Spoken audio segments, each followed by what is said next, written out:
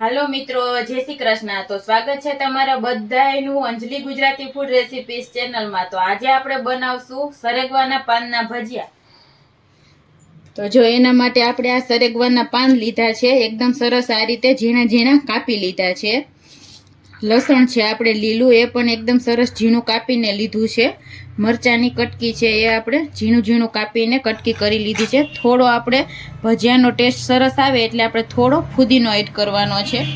સ્વાદ પ્રમાણે આપણે મીઠું છે, થોડી આપણે એમાં મેથી એડ કરવાની છે, લીલી ધાણા છે, હિંગ છે, લીંબુ છે, મરી પાવડર છે ને સાજીના ફૂલ છે ને આપણે લોટ જોશે ને તેલ જોશે ને પાણી જોશે। તો પહેલાં આપણે આ તેલને ગરમ કરવા રાખી દેશું। તો આપણે પહેલાં તેલ ગરમ કરવા રાખી દીધું છે। હવે આપણે આ બધું છે એને ધોવાનું છે, આપણે એમનેમ જ સુધારેલું છે એટલે આપણે આ મેથી પહેલાં લેશું, પછી આપણે એમાં ફુદીનો એડ કરશું થોડો ને લીલું લસણ। આપણે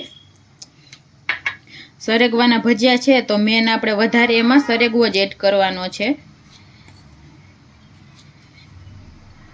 તો આ રીતે આપણે આ બધું મિક્સ કરીને આને ધોઈ લેવાનું છે એકદમ સરસ। તો જો આપણે બધું એ શાકભાજી એકદમ સરસ ધોઈ નાખ્યું છે આપણે, હવે આપણે આમાં લોટનો આપણે ડોયો કરવાનો છે। તો એમાં સ્વાદ પ્રમાણે પહેલાં મીઠું એડ કરી દેવાનું છે, થોડો આપણે મરી પાવડર છે, ભજીયા પચવામાં સહેલા રહે એટલા માટે હિંગ એડ કરશું, ને આ મરચાંની કટકી છે, જેટલું તીખું ખાતા હોય એ પ્રમાણે તમારે એમાં એડ કરવાની છે। ધાણા ભાજી છે આપણે, અને આપણે આ જે બધું ધોઈને રાખ્યું છે એ સરગવો ને એ બધું એડ કરી દેશું। તો હવે આ બધું મિક્સ કરીને હળવા હાથે આપણે થોડું થોડું પાણી એડ કરતા જઈને આનું બેટર તૈયાર કરવાનું છે।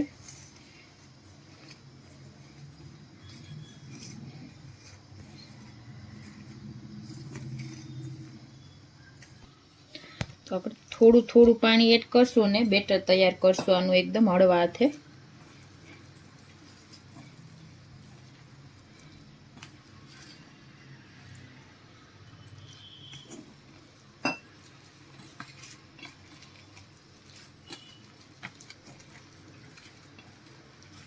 તો જો આપણું બેટર આ રીતે એકદમ સરસ થઈ ગયું છે, તો હવે આપણે એમાં આ સાજીના ફૂલ છે એ આપણે એડ કરવાના છે, ચપટી જેટલા,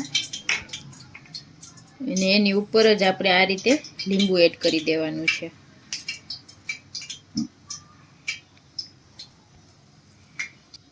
હવે આને હળવા હાથે મિક્સ કરી લેશું બેટરને।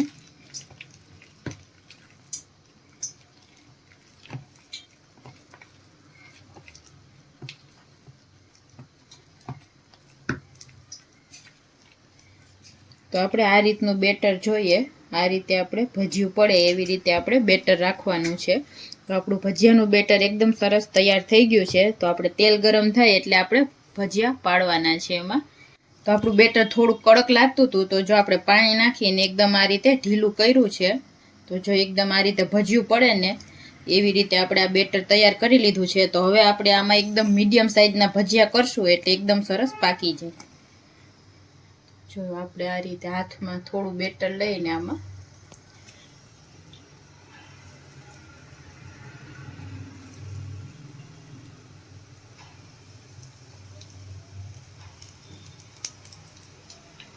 તો એકદમ સરસ નાના નાના ભજીયા કરીએ તો અંદર સુધી એકદમ સરસ પાકી જાય।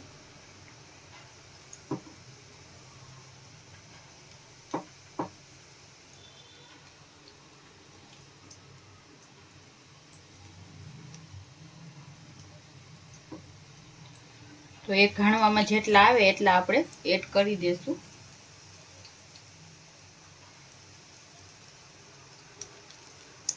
તો જો એકદમ સરસ ફૂલીને ઉપર આવી ગયા છે આપણા ભજીયા।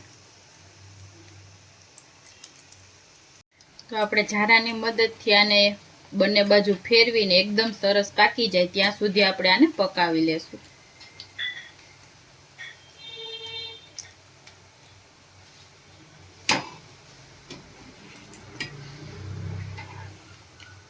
તો એક ભજીયું આપણે આમ હાથમાં લઈને જોઈ લેવાનું તોડીને કે આ પાકી ગયું છે કે નહીં, એવી રીતે। તો જો એકદમ સરસ આપણા ભજીયા પાકી ગયા છે. હવે આપણે આને કાઢી લેશું.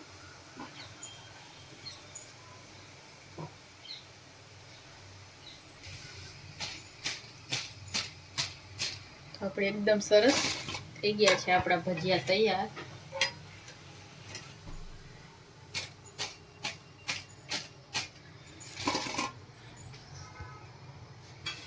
તો આપણે એ જ રીતે બધા ભજીયા તૈયાર કરી લેશું.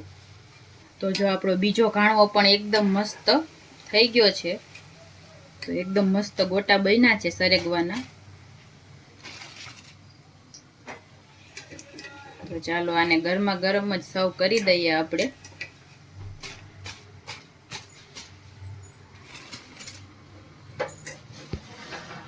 તો જો એકદમ મસ્ત આપણા ગરમા ગરમ ભજીયા બન્યા છે. તો એક તમને ખોલીને પણ બતાવી દઉં.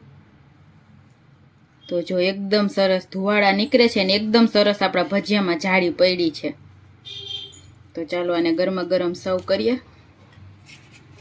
તો આપણે મીઠી ચટણી છે એકદમ સરસ ભજીયા સાથે ખવાય એવી ખજૂર આમલીની. તો આ શિયાળાની સિઝનમાં આ રીતે સરેગવાના ભજીયા બનાવીને એકવાર જરૂરથી ખાજો બધાય. તો તૈયાર છે મિત્રો એકદમ ટેસ્ટી અને પોચા રૂ જેવા સરેગવાના પાનના ભજીયા. તો તમે પણ એકવાર આ રીતથી જરૂર ટ્રાય કરજો. એકદમ ટેસ્ટી બને છે. તો જો તમને અમારો આ વિડીયો પસંદ આવ્યો હોય તો અમારા વિડીયોને લાઈક કરજો, શેર કરજો અને અમારી ચેનલને સબસ્ક્રાઈબ કરજો. Thank you.